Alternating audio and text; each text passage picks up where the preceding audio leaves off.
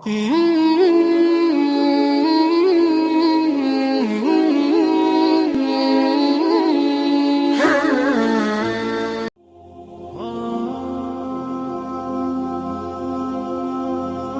حضرت نوح علیہ السلام نے دیکھا کہ اب آپ پر کوئی ایمان نہیں لائے گا تو آپ نے دعا کی، اے میرے رب، زمین پر کافروں میں سے کوئی بھی بسنے والا نہ چھوڑ، بے شک اگر تو انہیں رہنے دے گا تو یہ تیرے بندوں کو گمراہ کریں گے، اور ان کی اولاد ہوگی تو وہ بھی انہی کی طرح بدکار اور بڑی ناشکری ہوگی۔ اللہ نے حضرت نوح علیہ السلام کی دعا کو قبول فرمایا اور حضرت نوح علیہ السلام کو وحی بھیجی کہ تم ایک بڑی سی کشتی تیار کر لو، اور اس کشتی کے اندر وہ لوگ جو تم پر ایمان لائے ہیں ان کو سوار کر لینا۔ اس کے ساتھ جانوروں میں سے ہر جانور کا ایک ایک جوڑا بھی اپنے ساتھ کشتی میں سوار کر لینا، کیونکہ اس کشتی سے باہر جو طوفان آئے گا تو کوئی انسان اور جانور زندہ نہیں بچے گا۔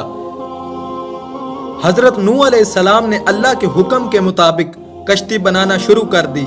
جب کافروں نے دیکھا کہ حضرت نوح علیہ السلام کشتی تیار کر رہے ہیں تو کہنے لگے، اے نوح، پہلے تو تم کھیتی باڑی کرتے تھے، اب تم نے یہ بڑھئی کا کام بھی شروع کر دیا۔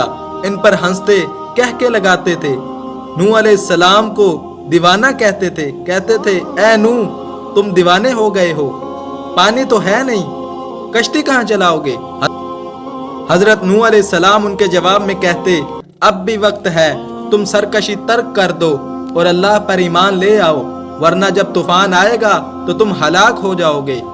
مگر یہ ظالم کہاں باز آنے والے تھے، کہنے لگے، اے نوح، فرض کر لیتے ہیں کہ تمہارے خدا نے واقعی عذاب بھیج بھی دیا تو یہ اتنے بڑے بڑے پہاڑ کس لیے ہیں، ہم ان پر چڑھ جائیں گے۔ حضرت نوح علیہ السلام جتنا ان کو سمجھاتے وہ اتنا ہی حضرت نوح علیہ السلام کا مذاق اڑاتے، اور حضرت نوح علیہ السلام اپنے کام میں لگے رہے یہاں تک کہ کشتی مکمل تیار ہو گئی۔ یہ کشتی بہت بڑی تھی اور 2 سال کے طویل عرصے میں تیار ہوئی تھی۔ کشتی کی 3 منزلیں تھیں۔ پہلی منزل میں درندوں، جانوروں وغیرہ کو رکھا گیا تھا۔ دوسری منزل میں حضرت نوح علیہ السلام اور اہل ایمان تھے، اور تیسری منزل میں پرندوں کو رکھا گیا تھا۔ جب کشتی میں تمام اہل ایمان اور جانوروں اور پرندوں کا ایک ایک جوڑا بھی داخل ہو گیا تو آپ نے اپنی بیوی اور بیٹے کنان کو بھی آواز دی کہ وہ بھی کشتی میں آ جائیں، ورنہ اللہ کا عذاب ان کو بھی اپنی لپیٹ میں لے لے گا۔ کنان نے ادب کو ملحوظ خاطر نہ رکھتے ہوئے اپنے والد نوح علیہ السلام سے کہا، آپ میری فکر نہ کریں، میں بھاگ کر اس پہاڑ پر چڑھ جاؤں گا۔ آپ نے فرمایا، آج اللہ تعالیٰ کے عذاب سے بچانے والا کوئی نہیں ہے۔ اس وقت اللہ نے فرمایا، اے نوح، وہ کافر ہونے کی وجہ سے تمہارے گھر والوں میں شامل نہیں، اس لیے ان کو چھوڑ دو۔ حضرت نوح علیہ السلام نے ان کو چھوڑ دیا اور کشتی کا دروازہ بند کر لیا اور اللہ کی حمد و ثنا میں مصروف ہو گئے۔ دوسری طرف زمین میں سے پانی نکلنا شروع ہو گیا اور اوپر سے بھی تیز بارش شروع ہو گئی۔ کشتی نے تیرنا شروع کر دیا۔ حضرت نوح علیہ السلام کی دعوت کو جن لوگوں نے قبول نہیں کیا اور حضرت نوح علیہ السلام کو جھٹلایا، وہ سب کے سب لوگ اس طوفان میں ڈوب کر ہلاک ہو گئے، اور حضرت نوح علیہ السلام کی کشتی اللہ کے حکم سے تیرتی ہوئی جودی پہاڑی پر ٹھہر گئی۔